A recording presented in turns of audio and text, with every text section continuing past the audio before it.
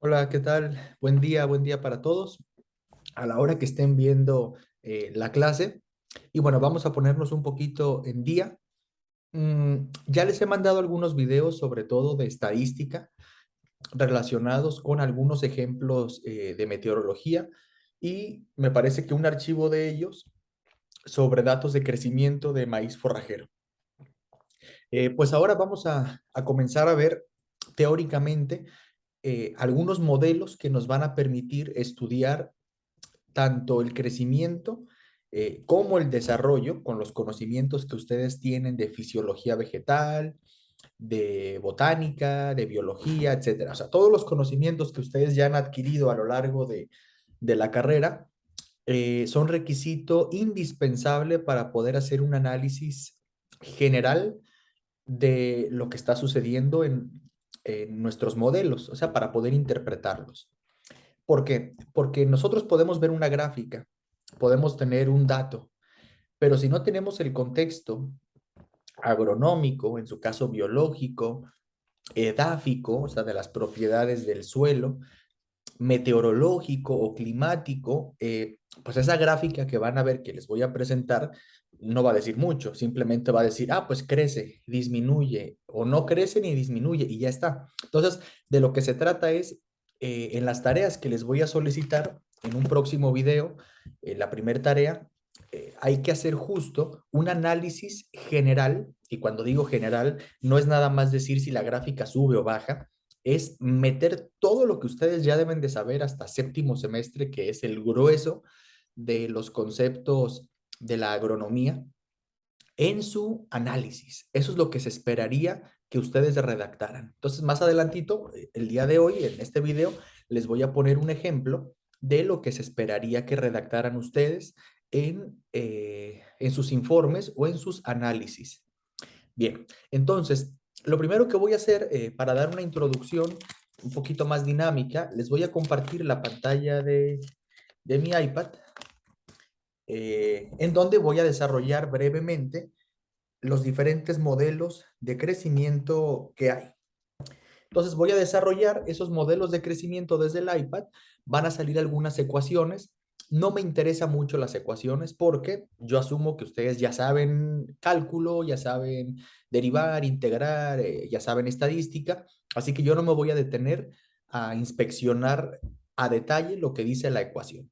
¿Qué sí vamos a hacer? A interpretar la ecuación. Eso sí lo vamos a hacer, interpretar la ecuación a partir de un contexto agronómico. No obstante, tengo que poner la ecuación, tengo que describir las características para saber de qué bicho estamos hablando cuando hable del modelo de crecimiento de Malthus, del modelo de crecimiento exponencial, del expolineal, del logístico, del de Gompers, del de Bertalanffy, etcétera. Entonces son varios modelos de crecimiento. Ninguno es perfecto, desde ahorita se los digo. O sea, ninguno me va a reproducir el 100% de la realidad. Hay unos modelos que son mejores para una cosa, hay modelos que son mejores en una etapa del desarrollo de la planta o del crecimiento, y hay otros modelos que son mejores en otra etapa o para otro tipo de cultivos o para otro tipo de fenómenos. Entonces, al final de la asignatura, lo que se espera es que con los videos que ya les he mandado de estadística y con lo que vamos a comenzar a ver de algunos modelos de crecimiento, al final de la asignatura, ustedes sepan las ventajas, desventajas, cómo utilizar, cuándo utilizar y para qué utilizar un modelo de crecimiento y poder leer gráficas y datos estadísticos o datos experimentales para poder ustedes contrastar si un producto sirve, si una planta está creciendo de manera acelerada, si se está proyectando un rendimiento por arriba de lo normal, por debajo de lo normal, cómo afectan algunas variables ambientales, por ejemplo, la temperatura, la humedad, la precipitación, cómo afectan el desarrollo, el crecimiento y desarrollo de sistemas biológicos, etcétera. Entonces, eso es lo que vamos a ir trabajando ahora en las fases virtuales. Pues bueno, queda un poquito de teoría y todas las dudas que ustedes puedan ir teniendo, pues váyanlas apuntando por ahí, me las pueden hacer llegar a mi correo. Perdón, aquí el sol ya está dando un poquito de lata. O cuando tengamos nuestras sesiones presenciales ya en algunas semanas más, bueno, podemos abordar también esas dudas. Bien, entonces les voy a compartir la pantalla del iPad y voy a hacer un pequeño desarrollo teórico para que pues tengan al menos la base en cuanto a las ecuaciones y la interpretación que se esperaría discutir, ¿no? Discutir a lo largo del curso. Bien, entonces comparto la pantalla del iPad. Un segundito porque está descargando aquí un plugin. Y listo. Va. Genial. Pues vamos a modelos de crecimiento en agronomía. Bien. Entonces, voy a quitar un segundito mi imagen para dejar solo lo que estoy compartiendo. ¿Va?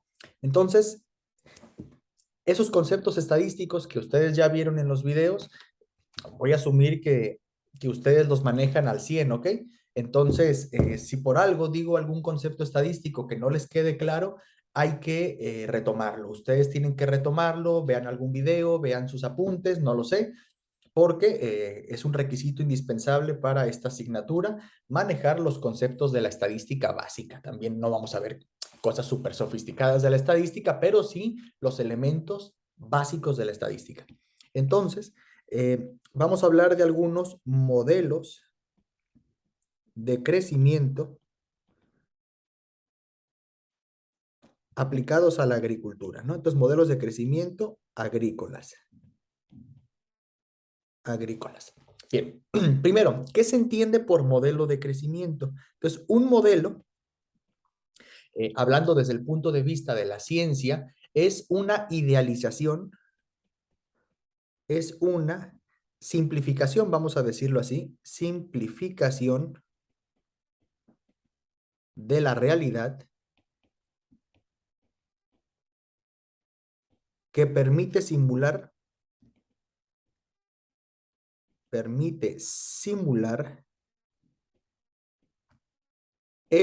mejor dicho, la evolución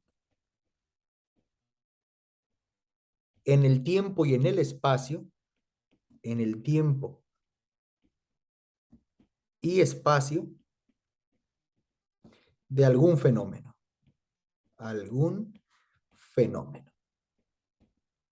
Entonces les pongo esta definición de modelo, hay un montón esta definición, digamos, yo la estoy medio improvisando con base en las necesidades que nosotros vamos a tener, pero todas las definiciones van a ser equivalentes. Cosas importantes de esta definición. Bueno, nos va a permitir, bueno, desde luego, vamos a partir de una simplificación de la realidad. ¿Qué significa simplificación?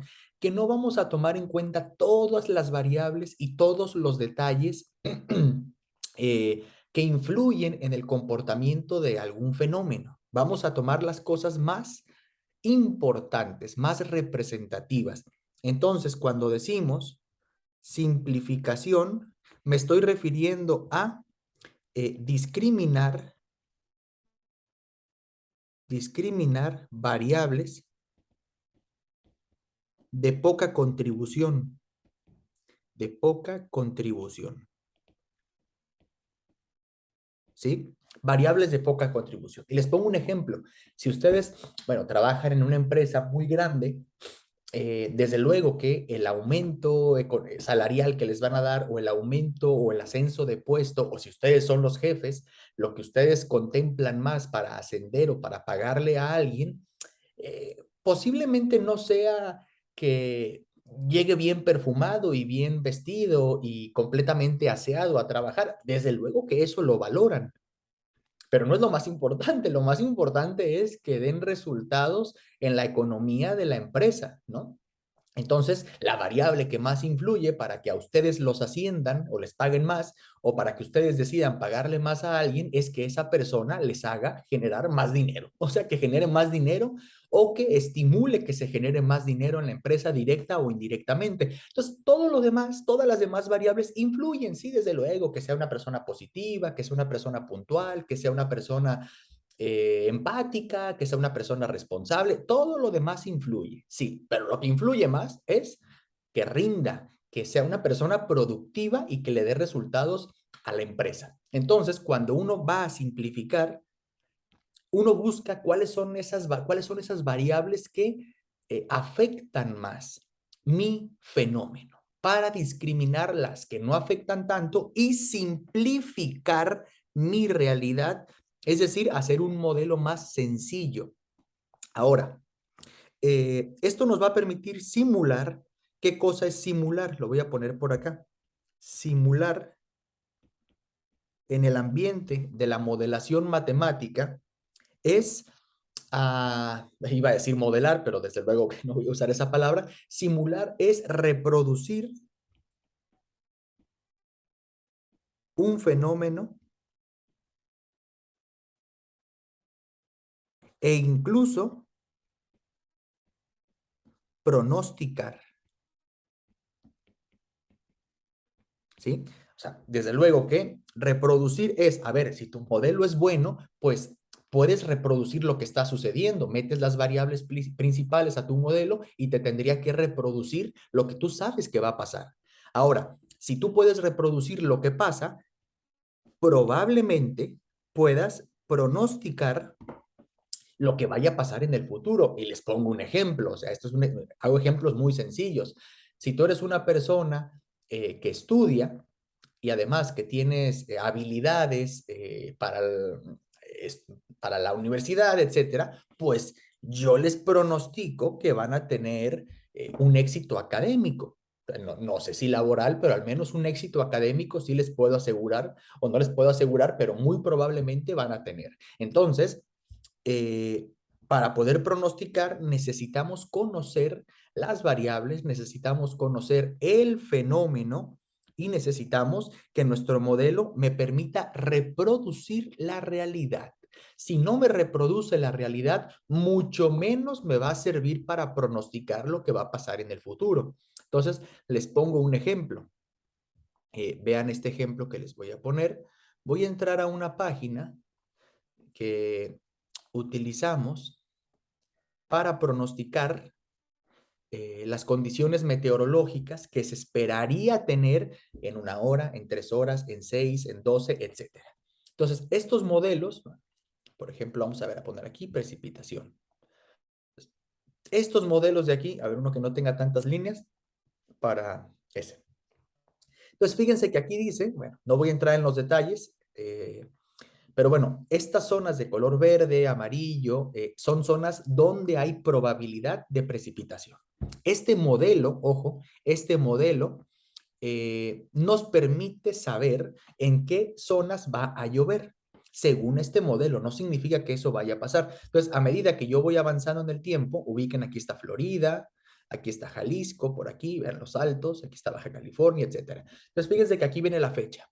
Y luego aquí, forecast hour, ¿no? O sea, hora de pronóstico. Estamos en la hora 6. Entonces, a medida que yo avanzo, fíjense, aquí voy en la hora 12, 18, 24. Entonces, fíjense que todos mis sistemas se van reacomodando, se van reorganizando. Me están pronosticando lo que va a suceder con la precipitación en este caso. Entonces, ¿esto cómo lo logra hacer el modelo? A través de, primero, que mi modelo logre reproducir lo que está sucediendo en este momento, que conozcas qué variables hacen que llueva, por ejemplo, y resolviéndolas a través de ecuaciones y desde luego de informática, de computadoras, para que me pueda predecir en el futuro en dónde se esperaría que lloviera.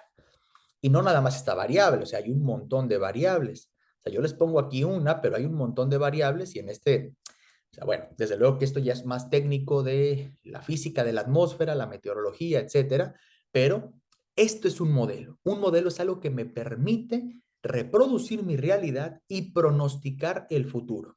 Entonces, en términos de la agronomía, un modelo, ¿qué ventaja tiene? O sea, no hace falta que me lo respondan. Creo que es obvio que un modelo, si vemos que un modelo funciona, pues eso me va a permitir entender lo que está pasando con mi fenómeno, crecimiento de una planta, crecimiento o propagación de una enfermedad, de un hongo, por ejemplo, eh, crecimiento de personas infectadas o de plantas infectadas por un virus, por ejemplo, ahora mismo lo que pasó con el COVID. Bueno, pues tienes modelos que te permiten saber cuántas personas se van a infectar, en cuánto tiempo se van a infectar, cuántas personas van a fallecer, etcétera. Entonces, en agronomía, desde luego que tener modelos que te simulen o que te reproduzcan lo que pasa con la planta te da una ventaja para poder anticiparte y saber qué productos aplicar, cuándo aplicarlos, en qué cantidad aplicarlos, ¿sí? En qué hora del día.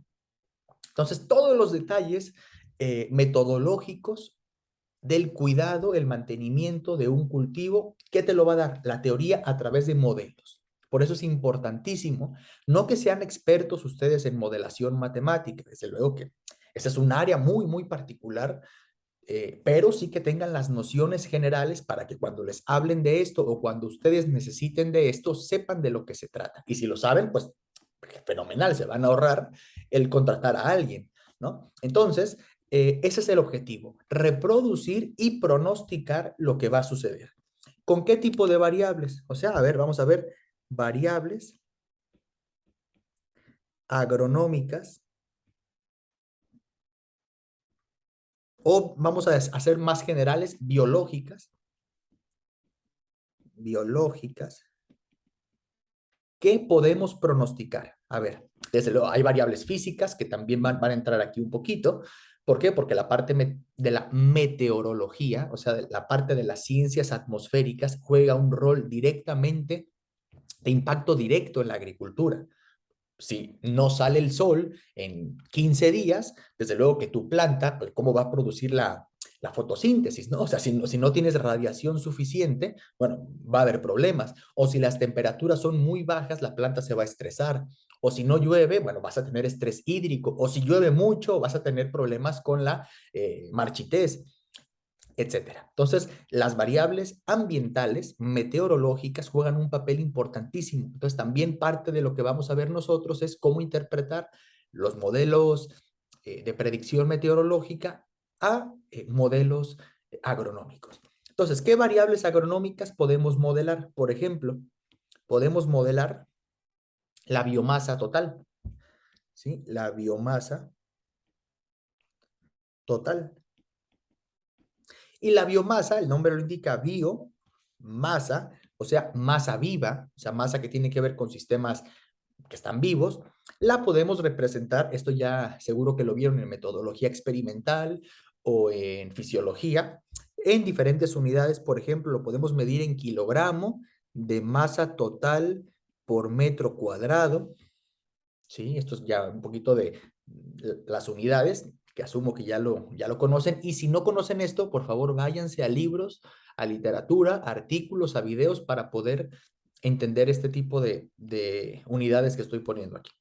Este m a la menos 2 es lo mismo que poner 1 sobre m cuadrada, o sea, metros cuadrados. ¿Qué significa? Kilogramos de masa total por superficie, por metro cuadrado. Bien, también podemos modelar biomasa, biomasa seca, o sea que es la parte que no corresponde a el agua que puede tener nuestro sistema o la planta.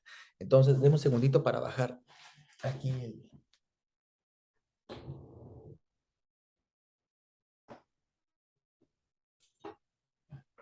Ya, que me estaba dando todo el sol aquí en la cara.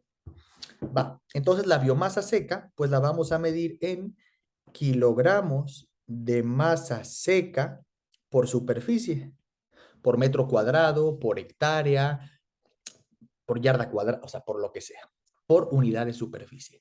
¿Qué más podemos medir? Podemos medir, por ejemplo, altura.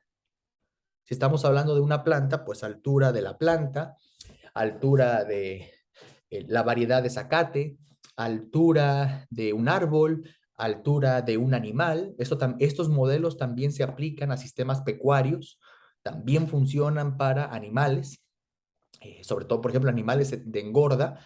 Con estos modelos también uno puede ir pronosticando cuánto va a engordar un animal, cuánto va a aumentar su masa en función de la alimentación que esté recibiendo, la temperatura, etcétera. Bien, altura, la altura desde luego que la podemos poner en metros o también en centímetros o en cualquier otra unidad de longitud. También podemos modelar eh, diámetros, diámetro del tallo, por ejemplo, o la profundidad del sistema radical, el sistema radical o radicular, o sea, las raíces, la vigorosidad que tienen las raíces en cuanto a profundidad, a expansión superficial, etcétera, ¿no? También podemos simular el índice de área foliar, índice de área foliar, que por ahí lo vamos a hacer en algún ejemplo, índice de área foliar. El índice de área foliar, de alguna manera, es una cantidad que me caracteriza la cantidad de superficie de hoja que yo tengo por unidad de superficie plantada que le corresponde a cada hoja. Es decir, no es lo mismo tener 10 plantas de maíz en 1 metro cuadrado con cierta cantidad de área foliar, el área de la hoja, a tener 100, plantas de maíz, 100 cañas en 1 metro cuadrado. El índice va a cambiar. ¿Sí? ¿Por qué? Porque es la proporción que hay entre la superficie total de la hoja respecto a la superficie que le corresponde a cada planta. Ya lo veremos, ya lo veremos. Entonces aquí algo interesante es, bueno, ¿y cómo vamos a calcular el área de una hoja? Entonces vamos a llegar a una fórmula más adelante que es el área foliar eh, es longitud por el ancho de la hoja por 0.7. Es una formulita muy sencilla, si quieren la ponemos sin tanto símbolo, que sería 0.7 por el ancho de la hoja por la longitud de la hoja. Entonces es una fórmula empírica. También vamos a ver que hay fórmulas analíticas que salen de alguna teoría y hay fórmulas empíricas que simplemente son fórmulas que se usan, que salen de la prueba y el error. O sea, haces una prueba, ay, me quedó de más. Ah, pues quítale poquito a la fórmula. Ah, ahora me quedó de menos, pues súmale poquito hasta que llegues a una fórmula que te reproduce de alguna manera en la mayor cantidad de casos la realidad.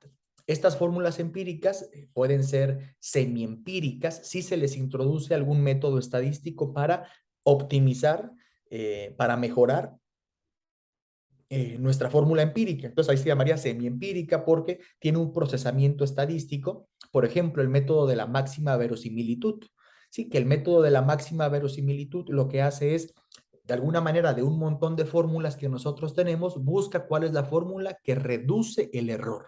Entonces, tú estás optimizando todo un puño de fórmulas para ver cuál es la que mejor funciona. A grandes rasgos es lo que hace ese método. No lo vamos a ver aquí, eso se ve en estadística, pero en alguno de los artículos que les voy a recomendar para que lean, viene el concepto de método de máxima verosimilitud para que sepan de lo que se trata. Y insisto, si no entienden un concepto, no se queden, investiguenlo. Como ingenieros agrónomos que ya están en la recta final, si no entienden un concepto, eso no es grave. Yo al día no entiendo 1000 conceptos, bueno, no 1000, pero al día no entiendo 20 conceptos.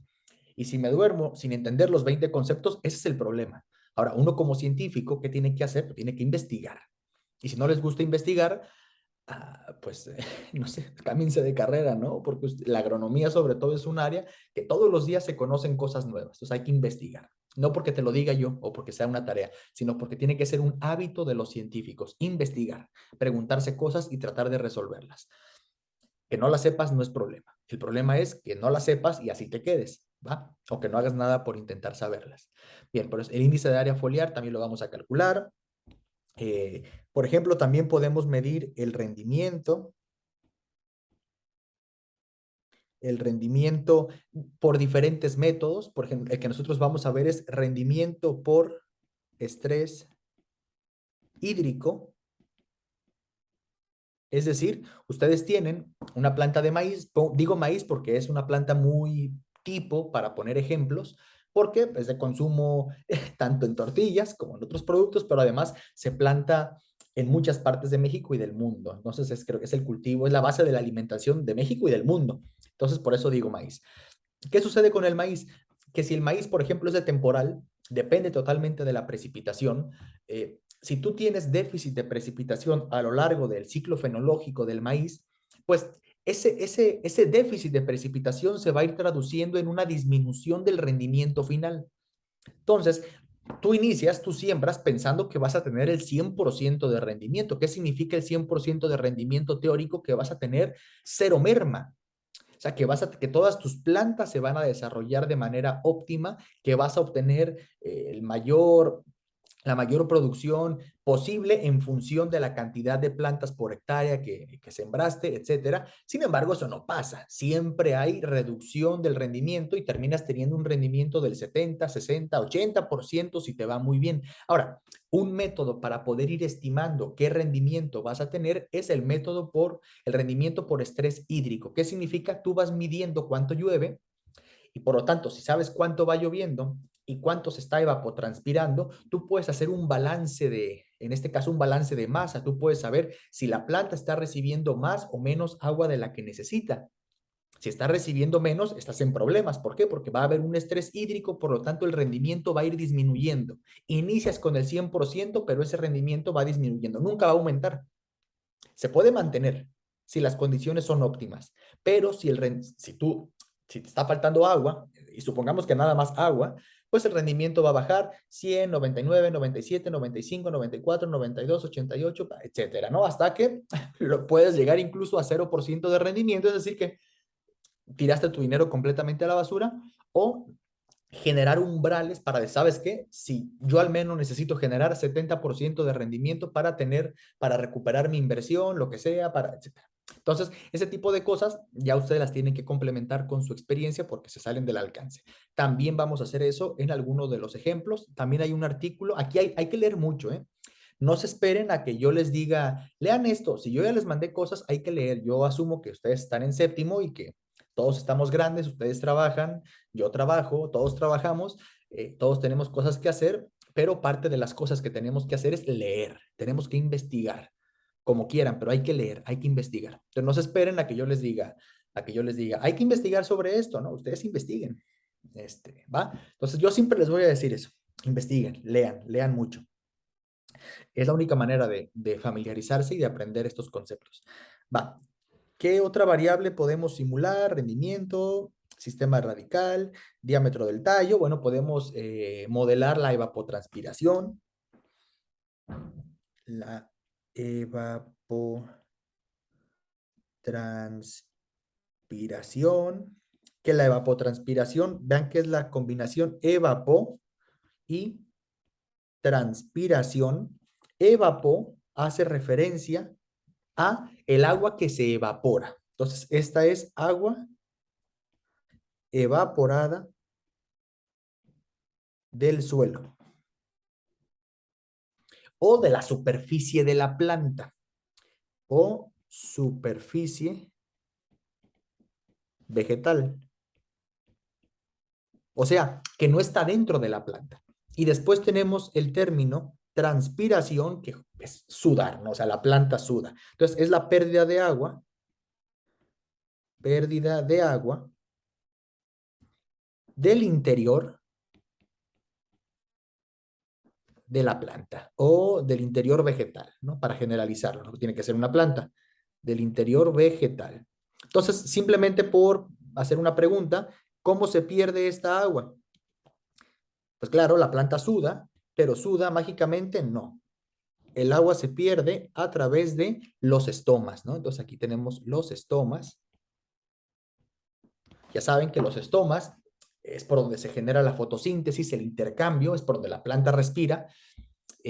Por lo tanto, por ahí se pierde el agua, porque el agua es necesaria para hacer la fotosíntesis, ¿sí? Por lo tanto, desde luego, por ejemplo, las plantas CAM, las agaváceas, particularmente el agave tequilana Weber, variedad azul, es una planta CAM y las plantas CAM lo que hacen es que tienen un ciclo un poquito contrario, no hacen, entre comillas, la fotosíntesis durante el día. Entonces no sería fotosíntesis porque la hacen durante la noche. Foto viene de la luz, ¿no? Entonces, como lo hacen durante la noche, no es propiamente fotosíntesis. Ahí ustedes investiguen, yo no soy agrónomo, simplemente digo esto para entrar en contexto. Pero ¿qué pasa? Que los estomas del agave se abren particularmente por la noche. ¿Para qué? Porque las plantas, como son de regiones secas, de regiones con un clima seco, pues si abren los estomas durante el día, se van a deshidratar rapidísimo. Entonces las plantas evolutivamente se han adaptado para abrir los estomas durante la noche, cuando las temperaturas son más bajas y por lo tanto van a transpirar menos. ¿Va? Bien, para irnos familiarizando con estos conceptos. Va, y bueno, más variables que podemos ir estimando. Ahora, tal vez ustedes estén haciendo una pregunta.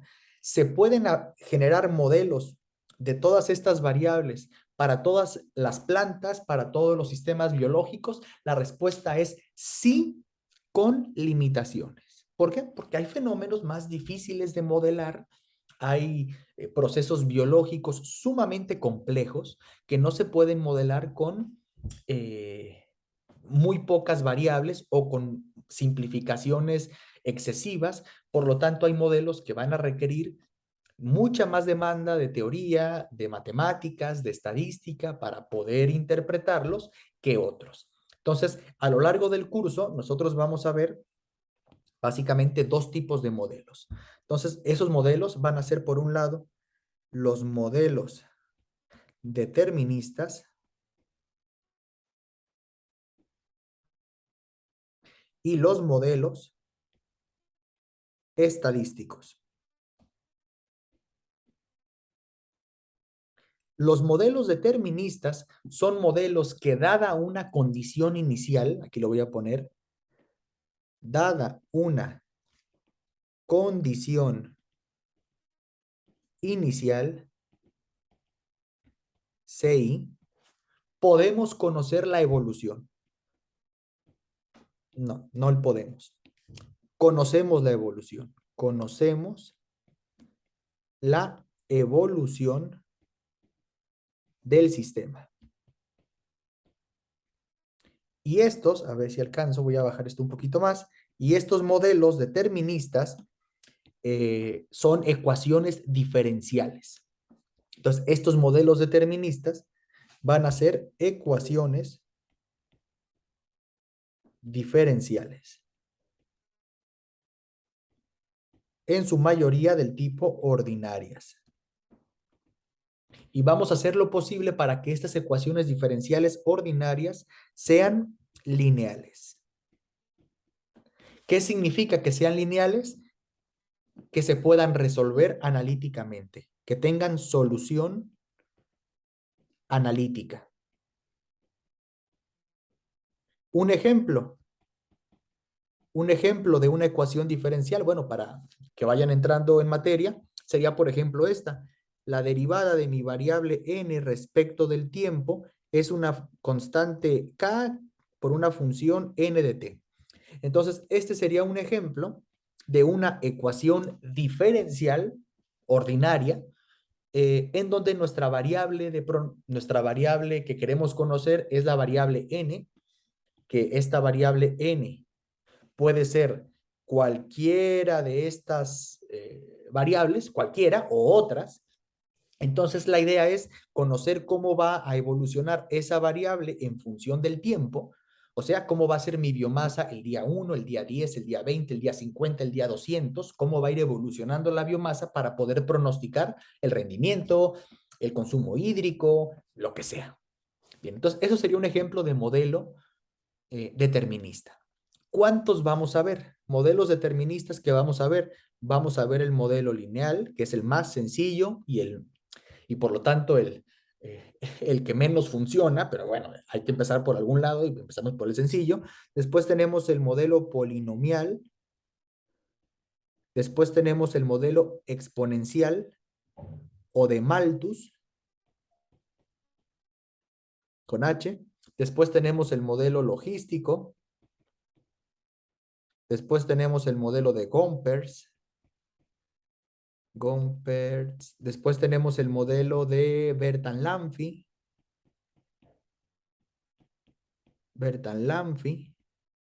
Etcétera.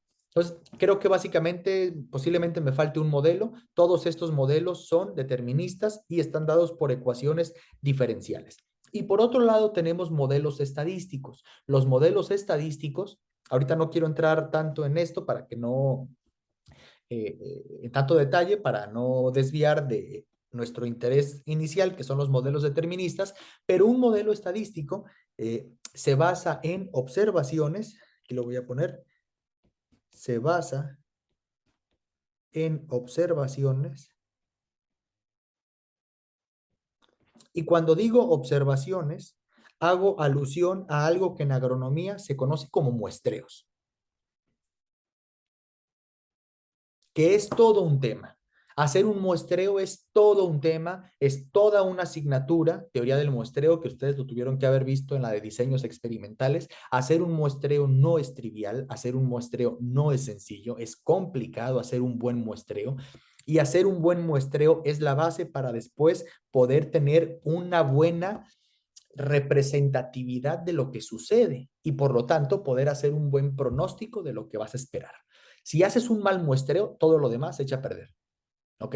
Entonces, yo he acompañado a algunos agrónomos a hacer muestreos. Voy quitando esto un poquito. Yo he acompañado a agrónomos a hacer muestreos no solamente de, de agave, de maíz. He acompañado también a hacer muestreos de berries y la verdad que dejan muchísimo que desear, ¿eh? Agrónomos y no agrónomos, no porque yo sea el especialista de los muestreos, pero dejan mucho que desear y les voy a dar un ejemplo. Déjenme, estoy buscando aquí solamente aquí, para ahorita compartírselos. Este, eso es. Va, ahorita les comparto esto que tengo en pantalla. Va, les decía, por ejemplo, vas y para empezar la primera pregunta, ¿cuántas plantas vas a muestrear? No, Inge, pues yo creo que unas 50, ¿no? Entonces, ¿por qué 50 y por qué no 100? No, pues yo creo que 50 porque el patrón siempre muestrea 50. Mal, no, ese no es un argumento para decir por qué 50. O 50, pues porque tengo 500 plantas y voy a muestrear el 10%. Ese no es un argumento suficiente. Primer pregunta, ¿cuántas plantas vas a muestrear? Eso depende de la cantidad de plantas que tú tengas en total y también depende de la representatividad estadística que quieras, ¿sí? De la precisión estadística que quieras. No basta con decir 10%, pues 50 plantas. Sí, eso está mal. Va, segundo, muestreas tus 50 plantas, que de inicio está mal. Ahora, ¿cuáles 50 vas a muestrear? Entonces yo he visto que una buena, una mala y una regular. Una buena, una mala y una regular. Eso no es representativo porque tú a priori ya lo estás juzgando. Entonces, ¿cómo va a salir el predio? Regular, porque haces una buena, una planta y una regular, una buena, mala y regular, buena, mala y regular, buena, mala y regular, pues en promedio, ¿cómo va a salir el predio? Regular. Cuando posiblemente esté muy mal o esté muy bien, tú ya lo estás muestreando como regular. Espero que me entiendan. Otra, he visto pocos casos, pero he visto que hacen un muestreo como debe ser, es un muestreo aleatorio sistemático. ¿Qué significa? Que antes de ir al predio, tú ya generaste un plan de muestreo. Antes de ir, porque cuando tú vas, tú ya estás juzgando el predio. Entonces ya de manera inconsciente estás viendo en dónde te va a costar menos trabajo meterte, dónde está encharcado, dónde no entra la camioneta, dónde las plantas están muy juntas y te pueden picar, etcétera. Entonces uno tiene que hacer la planeación del muestreo desde antes. Claro, no se va a poder hacer un muestreo perfecto nunca.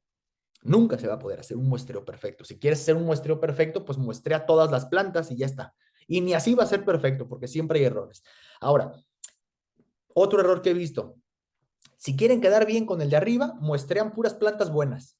Una buena, dos buenas. Oye, ya llevo 10 buenas. Pues una mala, medio malona. Completamente sesgado tu muestreo. Otra cosa que he visto, una semana muestrea un ingeniero y la otra semana muestrea otro ingeniero con otro criterio, con otra, etcétera. Entonces, es muy complicado hacer muestreos. Los datos que yo les voy a dar son datos que no están perfectamente muestreados, sin embargo, es lo que hay y es con lo que vamos a trabajar, pero uno cuando analiza la información y cuando está presentando el análisis, el reporte, tiene que ser muy consciente que pueden venir errores del input, de la entrada, del muestreo. Entonces, las personas que hayan llegado hasta esta parte del video, mándenme un correo el día que vieron el video y les voy a poner un punto extra por ver el video, un punto extra de 10. Es decir, que si sacas 8, te voy a poner 9. Solamente a las primeras 3 personas que me manden eso se van a ganar su punto por ver el video y pues por ser los primeros 3. Los primeros 3 que lo vean y que me manden, profe, yo llegué y vi que decía ahí que le mandara un mensaje por correo y quiero punto extra. Bueno, y así me voy a dar cuenta si sí están viendo el video o no lo están viendo. Va. Entonces, habiendo dicho eso, que es todo un tema, les voy a compartir ya para ir terminando este cuaderno. Normalmente esta asignatura la doy enseñándoles a los alumnos un lenguaje de programación, el lenguaje de Python, que es el lenguaje más utilizado en las ciencias y en la ingeniería actualmente. Hay muchos C++, C++, MATLAB, R, Java, etcétera, pero Python es el lenguaje de la ciencia de datos, en general de la ciencia. Entonces, no obstante, este cuaderno, este código aquí de Python se los voy a pasar. Aquí ya tengo muchos modelos graficados con sus respectivas ecuaciones. Entonces, no está de más que le echen un ojo. Lamentablemente no nos va a dar el tiempo para enseñarles a programar o meternos en el terreno de la programación, así que las simulaciones y los modelos que nosotros hagamos los vamos a hacer en Excel por practicidad. Entonces, vayan viendo que su Excel funcione, porque ya, desde ya vamos a comenzar con Excel. Entonces, en esta primera parte, para que le echen un ojo, tengo los principales modelos deterministas. Aquí tengo el modelo lineal, el modelo polinomial, el modelo exponencial o de Malthus, el modelo logístico, el modelo de Gompers, el modelo de Bertalanffy, y creo que son todos. Y aquí pueden ir viendo las grafiquitas del modelo lineal, del modelo polinomial, como este, del modelo exponencial, como este, del modelo, ¿cuál seguía? Del logístico, como que este es un modelo muy utilizado. Las plantas normalmente se comportan de esta manera. Al principio crece lento la variable, después crece muy rápido y después crece lento. Por ejemplo, esta sería la parte de germinación y desarrollo vegetal. Después por aquí tendríamos la parte de floración y después ya acá la fase de madurez de maíz, por ejemplo. Después tenemos el modelo de Gompers, que es parecido, pero no es simétrico. Vean aquí. El logístico era simétrico, este no. Y luego tenemos el modelo de Bertalanffy, que es este de aquí. Entonces, la próxima clase vamos a profundizar en cada uno de estos ejemplos con Excel y ya vamos a hacer la primer práctica con datos reales de maíz, donde ustedes van a tener que interpretar las gráficas desde un punto de vista agronómico. No basta con decir, la gráfica aquí sube, la gráfica aquí baja. No, no. Aquí hay que hablar agronómicamente. Se observa que el comportamiento de nuestra variable muestra una aceleración en la etapa consistente con B3 y B4, si hablamos de maíz. Esto tiene sentido debido a que durante esa fase la planta está desarrollando Además que si la temporada de lluvias ha ido de manera consistente, tenemos todos los elementos para garantizar el crecimiento, cosas de ese estilo. ¿Ok? Va. Entonces, aquí vamos a dejar esta parte. Les pido, por favor, que le echen un ojo a los documentos que les mandé a su correo. Si a alguien no le llegaron, pues mándenme un mensaje para reenviarlo. Y de este tipo de clases, vayan tomando notas, dudas que tengan, preguntas, comentarios, váyanlos apuntando para cuando tengamos las clases presenciales podamos optimizarlas y resolver la mayor cantidad de dudas. Bueno, pues cuando sea que vean este video, que les aproveche y cualquier duda estoy a sus órdenes. Que tengan buen día.